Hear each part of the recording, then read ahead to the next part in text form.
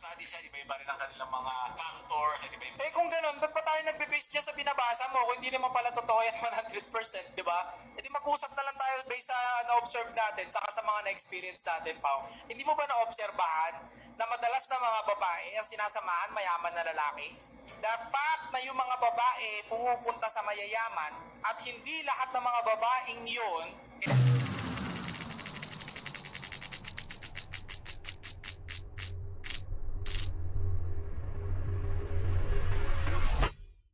Hello mga stories, welcome back sa isa naman random reaction channel. This is ating channel mga stories.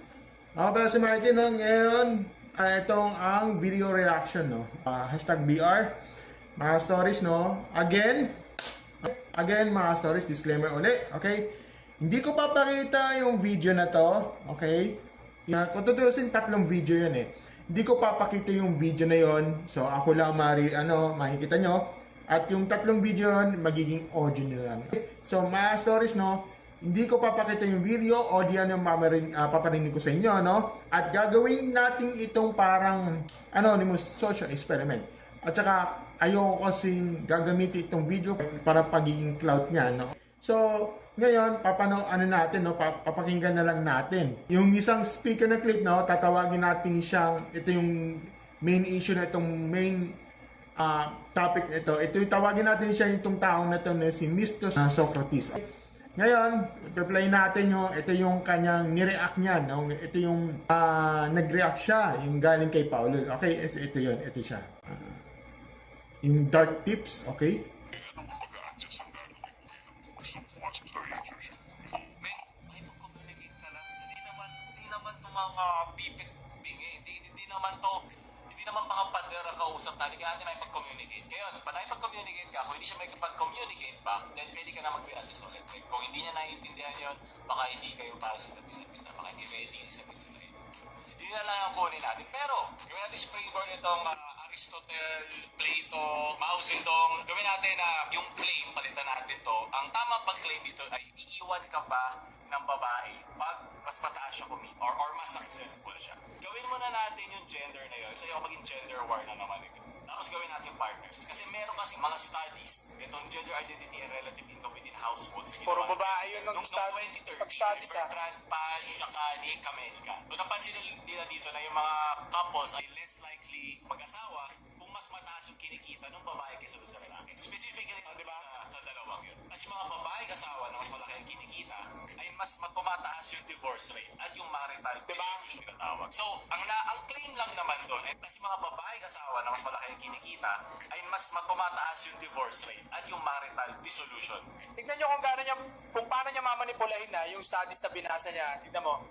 Divorce rate at paghihiwalay ng mga partners. Pero isang parte lang yun. Pwedeng maglabas-labas na doon iba pa mga problema kaya naghihiwalay yung mga tao. So, kanilang argument ay yung gender identity, syempre, at yung traditional expectation na dapat ang lalaki ang nagpo-provide. So, yun yung kanilang claim. Tandaan niya, hindi porkit nasa paper is, 100% true. May iba talaga mga studies yan, iba-iba rin ang kanilang mga factors, at iba-iba. Eh kung ganun, ba't pa tayo nagbe-base dyan sa binabasa mo kung hindi naman pala totoo yan 100%, di ba? E di mag-usap na lang tayo based sa na-observe natin, saka sa mga na-experience natin, Pao. Hindi mo ba na-obserbahan na madalas na mga babae ang sinasamahan mayaman na lalaki?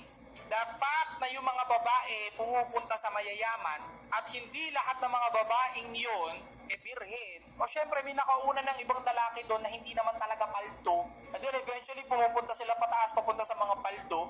Ganyan naman ang nangyayari sa storya ng buhay talaga eh. Tumatalon sa paldo talaga mga cakes. Wala namang masama doon. Nature yun eh. Deserve nila yun kung kaya nila eh. Kung kaya ng beauty nila. Pero bakit nyo dinay-deny? Diba? Na gusto ng mga babae yung mayayaman. Kaya So, hindi ko na itutuloy kasi may naman na lang doon kasi may sasabi. Una, no, diretso tayo, no. Mga stories, no, ito yung problema ko sa dark tip, no, na huwag panoorin ang partner. Well, una, guys, para sabihin mong joke or dark lang, no, normative message pa rin yan, okay? Ang normative message, no, kontrolin mo yung partner mo para hindi ka iwan. Hindi yan love tip fear tip yan, okay? At saka pagdating sa sa logical na naman, no, kung ang kailangan ng kung kailangan mo para magstay siya at pigilan siyang umangat, no, ang ibig sabihin nun, hindi relationship ang binubuo mo eh. Hostage situationship ang binubuo mo. Kasi ang stability ng ginagawa mo, artificial eh. Hindi nanggaling sa tiwala, communication at mutual respect. No? Pangalawa, yung claim na nature. No? Nature daw na babae na lumipas sa mas angat. At kaya dapat mag-adjust ang lalaki sa ganung realidad eh. Okay? Yes, so may dating preferences ang mga tao eh. Pero mali yung sobrang generalization na parang iisa lang ang likas ng lahat ng babae. Well, historically, no, kaya malakas yung yung pera at provider, no? Expectation sa dating market kasi sa mahabang panahon mas konti ang economic options ng kababaihan. Noong panahon ng konti ang access sa property, education at saka yung trabaho, no? Natural na ang security at status nagiging big deal sa pagpili ng partner. Pero ngayon, nagbabago yung mundo. Mas marami ng babae ang may career, may business, may sariling income. So, nagbabago rin yung dynamics, no? Hindi na pwedeng 1900s yung lente, no? Tapos 2026 ang usapan. Well, mga story, philosophy time tayo, simple lang dito, no? Sa Kantian ethics, no? Mali yung idea na trato sa taon ay paraan lang ma-secure yung ego mo o position mo. Dapat end siya. May sarili siyang dignidad at goals, no? Sa Mill, no, which is a harm principle, no, kapag yung tip mo na nagtutulak ng control, financial restriction at pagpigil sa growth, may potential yan sa magdulot ng totoong harm, emotional, economic, at minsan abusive partners. Okay? Pangatlo, yung research versus observation na argument, Mr. Socrates, no, dito ako prangkahan dito. Mali yung linyang kung hindi 100% totoo ang study, wag na mag-base sa study. Kasi ang research, pinagsama-samang observation din yan ng maraming tao. Hindi yan magic eh. Systematic observation yan eh. Well, ang tamang logic dito, anecdote, which is yung possible na totoo, pero hindi sapat para gawing rule. Okay?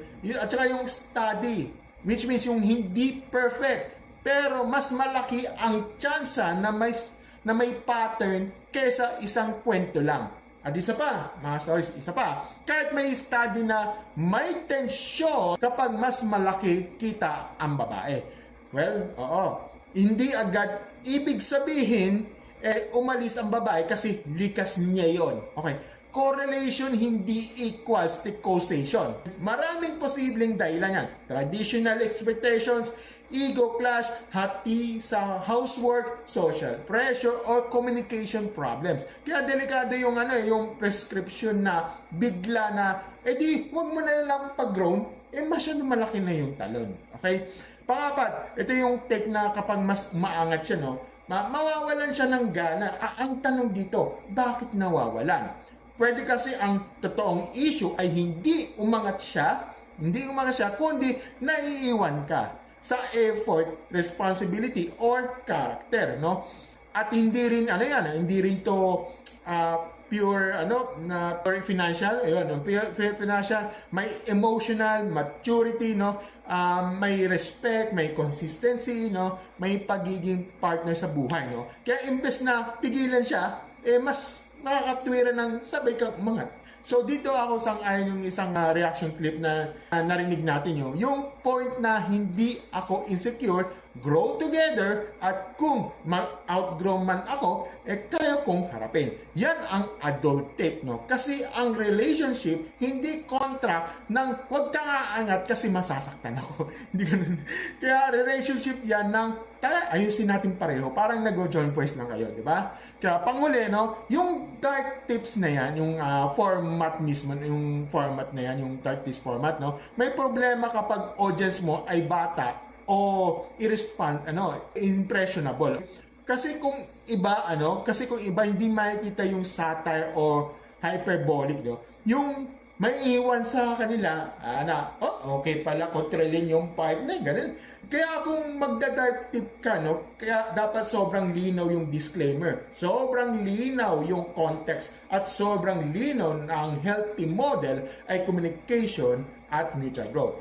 Kaya ang stand ko, mga stories, no, pwedeng pag-usapan ng realidad, yung dating yung preferences, pero wag natin gawing nature na excuse para maging misogynistic ang controlling, no? Ang research hindi 100%, okay? Pero hindi ibig sabihin walang kwenta yon, okay? Ang masama dito is yung observe ko lang, tapos gagawin mong batas, okay? Kasi, at saka kung takot ka iwan, no, ang solusyon hindi pigilan siya eh. Ang solusyon dito, ayusin mo sarili mo, ayusin nyo communication, at gumawa kayo ng sistema ng parehong may dignidad. At kung may kayo, no, natutunan kayo sa history, no, kapag ang lipunan nag-normalize ang pagpigil sa growth ng kababaihan, ang resulta niyan hindi happy family. Ang magiging tendency diyan is dependency, at kapag may resentment diyan, doon nag-uumpisa yung pagkakasira ng pamilya. Okay? So, ngayon mga stories, no, tingnan natin yung ito naman galing ito kay TPC. May solusyon ako dyan. Yun nga yung sinabi kong dark tips dati. Huwag mong pagtrabahuin yung babae. Huwag mong bigyan ng pera yung babae. Basic eh.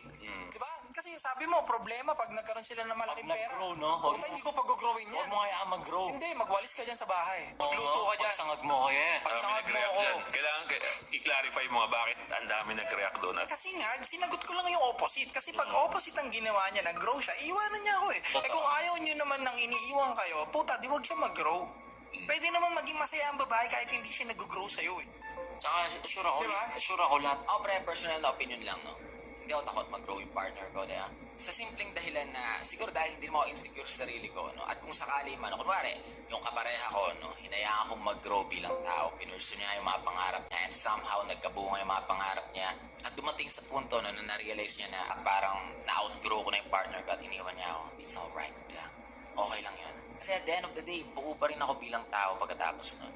Siguro dahil hindi lang ako insecure, di ba? At naniniwala ako na ang saya siguro ng buhay kung mag-grow kayo together. At kung ma-outgrow ka man yan, no, ako, kaya ko pa rin kasing harapin yung buhay, no, i-pursue yung sarili kong kasiyahan. Pero ano akong matinding grasp no, sa personal na kasiyahan ko sa buhay at katayuan ko sa buhay. Well, minsan yung mga ganitong statement na naririnig natin sa mga tao, no, isa tong glimpse sa kung anong klaseng buhay ba yung tinahak nila. No? Baka so far, yung experiences nila sa buhay ay ganito. Every time na makakapili sila ng partner, no, at na-outgrow sila ng taong to, iniiwan sila kaya ganito sila mag-isip. Well, yun yung sabi ni profile niya, no? Speaking from experience lang daw siya kadalasan. At ang unfortunate, no, kung ganito yung buhay na natahak mo, pre, no, na every time na may nag-grow kang partner, umaalis sila sa'yo. Kaya sa perspective niya siguro, ganito yung tama.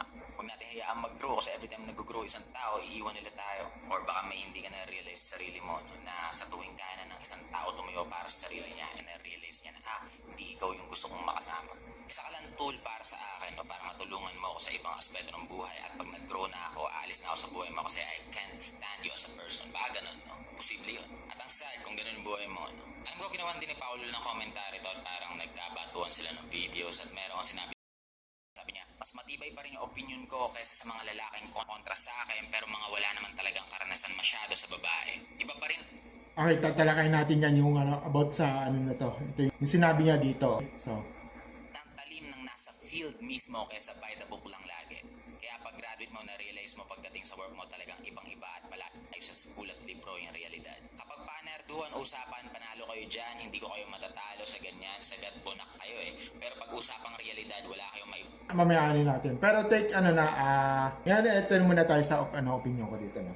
Ito diretso na. Unang-una, may yung mas may sense yung core take niya, no. Growth is normal. Control is toxic, no? Yung pinakamalakas na punto yung itong second theory, which is si CTPC, no? Hindi dapat katakutan ng pag-grow ng partner, no? Kung ang relationship mo nakabase sa pagpigil, hindi yan pagmamahal. Insecurity management yan. Tama yung sinabi yung mas healthy, yung grow together.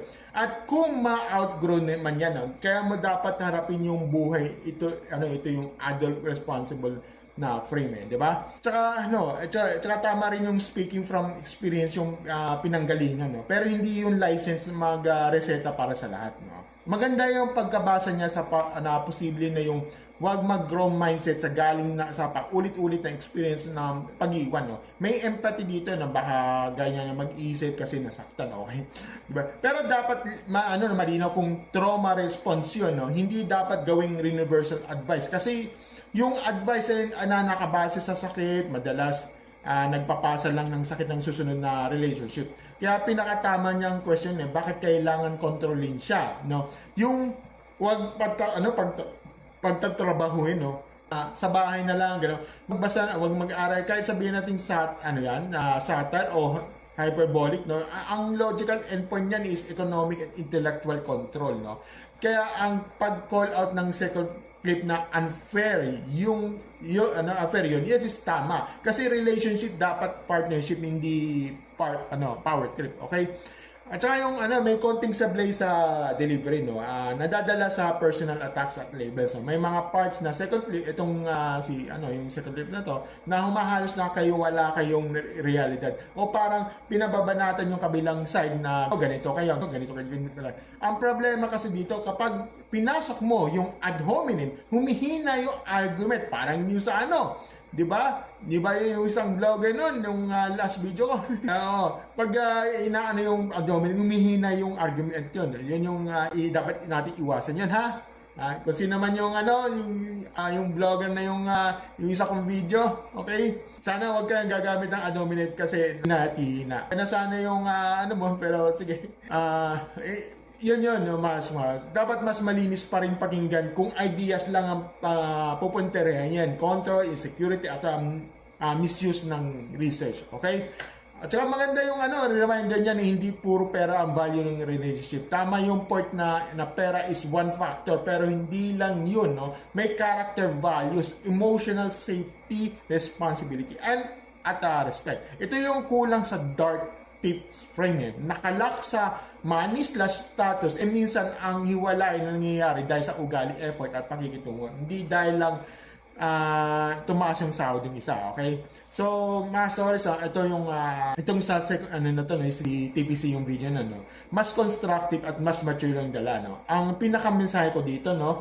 Hindi mo maingatan ng relationship sa pamamagitan ng pagpigil sa growth ng isang tao, no? Mas maingatan mo lang yan sa tiwala, communication, at sabay sa pag-aangat, no? Pero mas maganda na lalakas pa yung point, no? Na point niya na babawasan yung at personal at saka matutok ng mga principles of fairness, dignity at yung mga healthy dynamics. Okay? So lastly, mga stories, ito naman yung kay Paolo, yung nag-reply siya. Okay.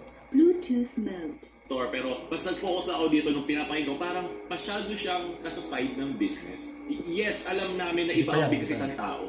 Pero tandaan natin, ang business din, yung mga content kay business nila yun. So bakit, di ba? Fake, kung sasabihin mong pula yung mansanas, gawin din natin pula yung mansanas dito. Bakit nakalimutan natin yun? So, sunod na balita na ito naman, nag-reply na tawagin na natin Socrates. Kasi ayoko na talaga gamitin na way lang para for club. Pero nag-reply siya sa video natin about sa sinabi na sa kanilang podcast. So, panoorin mo na natin. Kasi mga babaeng asawa na mas malaki ang kinikita ay mas matumataas yung divorce rate at yung marital dispute tinatawag. So, ang claim lang naman doon ay nagkakaroon ng tension. Hindi pa nila makorelate sa kita kasi marami namang factor sa isang relationship. Malaking parte ang pera, totoo yan. Yan ay isa sa mga pinakamataas. Of course, Pao. Siyempre, hindi mo tatanggapin na basta agad yun. Kasi yan yung claim namin Kapag tinanggap niya ito, guys, talo na kagad yung pinaglalaban niya dito. Di ba? Wala akong pinaglalaban. Kayo naghatid nung claim. Meron lang against or meron lang clarification dun sa claim. Hindi nga siya claim kasi naglagay na kayo dun sa linya nyo, dun sa podcast, nung prescription na dapat gawin. Wala naman talagang pagtatalunan dun sa sinabi nyo kasi meron na agad kayong nilapag. Tignan nyo kung paano niya mamanipulahin na yung studies na binasa niya. Tignan mo. divorce rate at paghihiwalay ng mga partners. Pero isang parte lang yun. Pwedeng maglabas-labas na doon iba pa mga problema kaya naghihiwalay ang mga tao. So, kanilang argument dito ay yung gender identity, syempre, at yung traditional expectation na dapat ang lalaki ang nagpo-provide. So, yun yung kanilang claim. Tandaan niyo, hindi porket nasa paper is, alam mo, 100% true. May iba't iba talaga mga studies yan, iba-iba rin ang kanilang mga factors, at iba-iba. Eh kung ganun, ba't pa tayo nagbe-base dyan sa binabasa mo kung hindi naman pala totoo yan 100%? Kasi pinapataas mo yung tsansa. Lahat ng babae, lahat ng lalaki. Kaya tayo gumagamit ng mga research. Kasi pinapataas natin yung tsansa. Tatalon ka ba na isang eroplano kung 50% chance lang? Ano magiging basehan mo? Diba? Yun ang point ng mga research at ng mga studies. Kaya tayo nag-aaral. Di ba mga pinagdadaanan yung thesis? Kaya yan ganun. Hindi naman ibig sabihin hindi siya 100% is hindi ka na makikinig. Ibig sabihin, open ka pa doon sa remaining 20% para magbuo ng opinion. Okay, meron ako mga bias sa 20% na ito lang. Pero ito yung karamihan ng mga sinasabi. So, doon natin siya pinagtatalbog-talbog.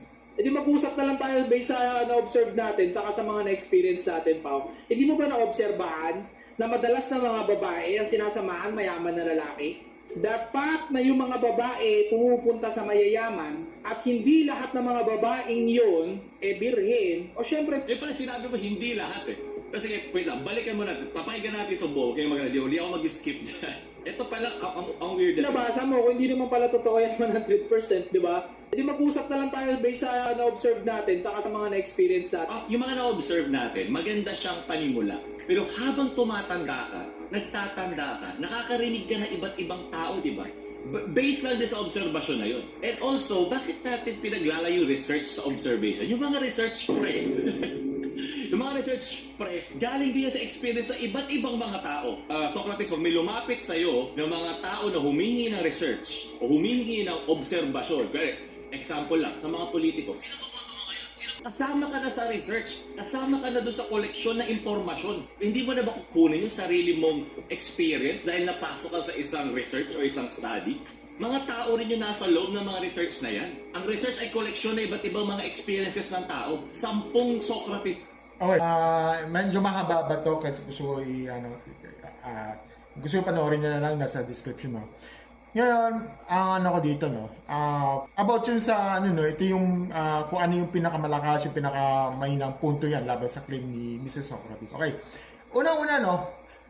Pinakamalakas yung punto. Well, tama yan. Siyempre, no? Tama yung research, no? Na yung research hindi 100%. Pero ang pinapataas nito yung chancing, yung chance, ano? Dito ako sang-ayon dito. Okay?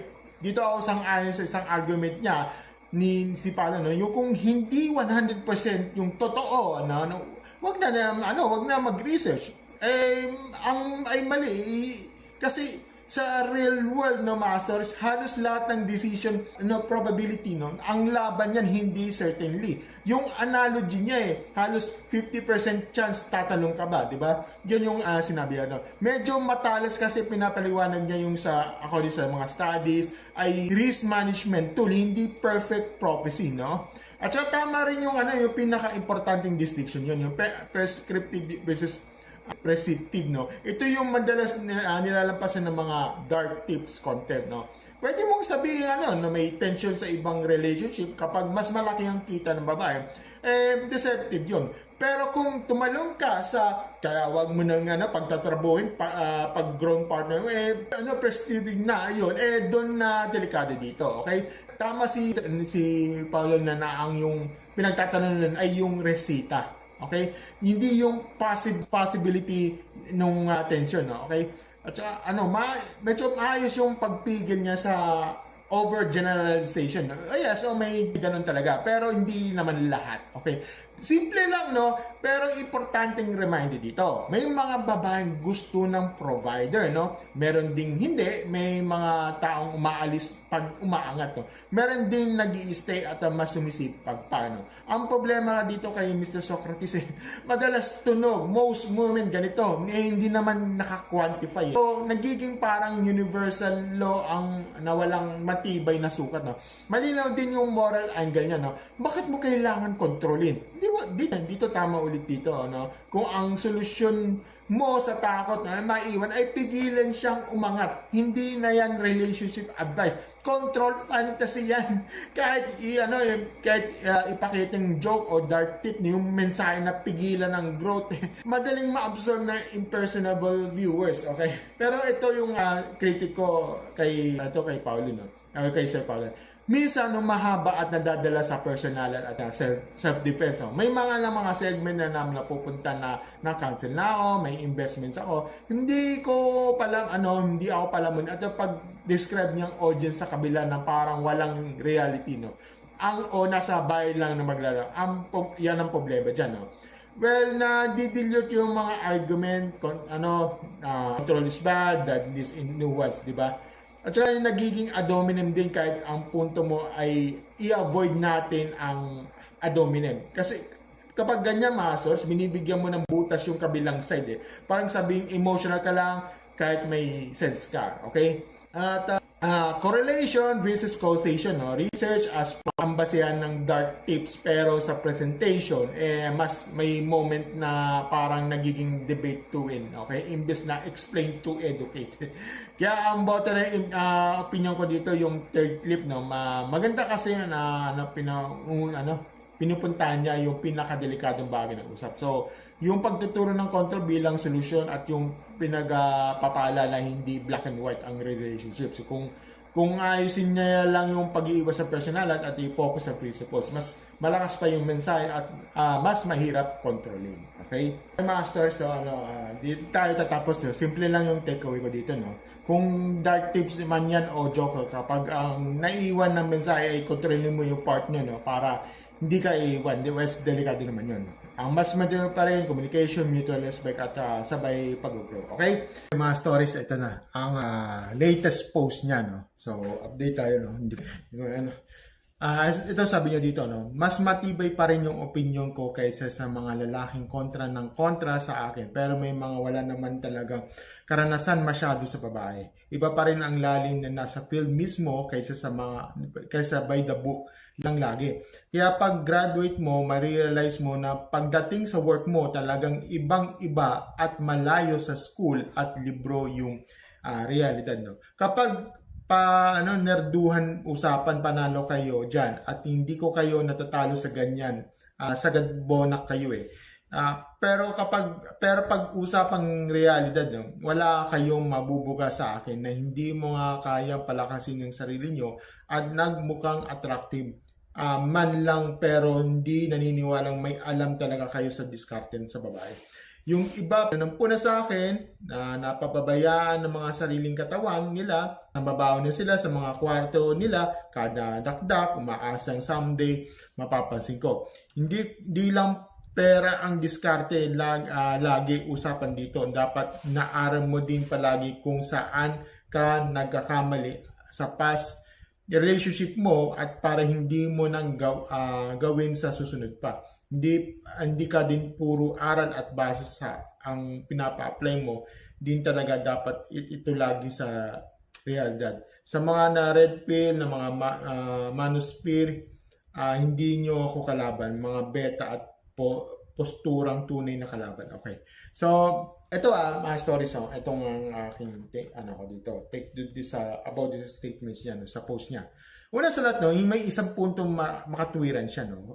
Yung idea na hindi sapat ng basa lang. Okay? Kailangan may application sa real life. Okay? Totoo yan, no? Kung puro theory ka lang tapos walang self-awareness, walang practice, walang accountability sa sarili, walang mangyayari dyan. Okay? Pero dito na tayo magiging diretso dito. Yung buong frame niya, halo ang valid na punto sa malalang fallacies.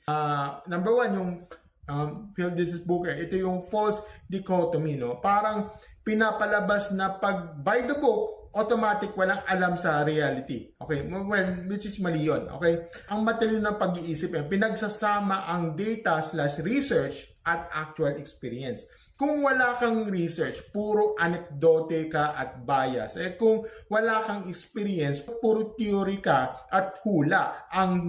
Ang strong position, which is yung both. Okay? Number 2, ito yung mas matibay opinion ko kasi may mga experience ako. Yan yung katulad yung sinabi niya, no? Well, this is a appeal to authority. Okay? Which is self-authority, ano. Experience can inform, pero hindi automatic na universal truth. Okay? Ang tanong kasi dito, maraming experience, pero may mga taong madaming experience pero paulit-ulit naman mali yung pattern, no? Mali yung pattern, no? Same type yung partner, same conflict, same outcome. So, ang experience dito kailangan din i-examine, hindi sinasamba. Okay? At so, pangatlo, yung panlalait sa mga critics, which is yung body, attractiveness, wala kayong may bubugan, ito ay isa form of ad hominem. Okay? Hindi yan argument. This is a distraction yan. Kapag tinitira mo yung tao, imbes yung point, no, lumalabas na hindi mo kaya ipagtanggol yung idea na sa malinis na paraan. At real talk, masters, kahit pa attractive ka, hindi nun pinapatunayan na tama ka sa psychology ng lahat ng babae. Hindi pageant ang logic dito. Pangapat, yung red pill, monospill labeling na at beta na language, no, nagtutulak yan ng echo chamber, no. Kapag ganito ang wika o language niya, no? Ang ending kasi niyan polarization. May kampi namin at mayroong kalaban, no? At kapag relationships are not war, no? Kapag dinala mo sa gender war mindset, no? Ang natuturuan mo yung audience na maging mapanghinala, hindi magiging mature partner. Ang pinakadelikado dito, masters, yung ginagamit ang reality, no? Yung ginagamit yung reality para mag-i-excuse ang toxic prescription, no? Pwede mong sabihin na may mga relationship na nagkaka-tension pag nag-iiba yung income dynamics. Descriptive yun, okay? Pero kapag ang lilipatan mo ay kayang pigilin mo siya na mag-grow o kontrolin mo, ayun, doon na namamali doon, okay? Kasi kahit field pa yan, kahit reality pa yan, kapag ang solusyon mo ay control at takot, hindi yan wisdom insecurity. Hindi yan wisdom yan. Insecurity management yan, okay? So, ang mas matinong field-tested advice sa mga hindi toxic, no? Mag-usap kayo sa pera at expectations ng maaga. Ayusin natin ng responsibility, sabay at buhay. Sabay kayong mag-grow, no? Sabay kayong mag-grow skills, health, career, emotional maturity, yon. Kung iiwan ka dahil umaangat siya, no? Hindi solusyon ang pigilan siya. Solusyon ang pumili ng partner na kapareho mo ng values at may respeto sa partnership. Kaya ang take ko dito, masters, yung field argument, pwede yan magdagdag linaw. Pero kapag sinamahan mo ng panlalait, gatekeeping at labeling, hindi na yan reality. Performance na yan para magmukhang superior. At kung talagang goal ay tumulong sa mga lalaki, mas effective ang clarity at humility kaysa sa insults. Kaya ang dalawang dito, no? Kaya ano bang sa inyo, no? Dapat maging clarity, okay? So, hintay mo yung tanong, okay? So, mga sorry, ano sa tingin nyo? Saan ba yung linya ng dark humor / content at harmful advice sa relationship ang nag-usap? Kung ang kumikita o successful yung partner mo, ano ang practical na gagawin mo? Sabay level up o baguhin yung setup ng relationship? Comment down below at pag-usapan natin yan. Kung gusto nyo mga ganitong logical, frankly, straight to the point, commentary videos, don't forget to like, share, subscribe sa ating channel, and click notifications button sa bottom baba, no? At kung may bukal, kung may Gcash ako, o kaya sa, yung part ng membership, early videos, at saka yung, may Gcash Maya para sa pag-grade ko sa aking PC, no? Nasa pin comment ko, no? Maraming sa panonood. Thank you and have a great never-ending stories. Bye!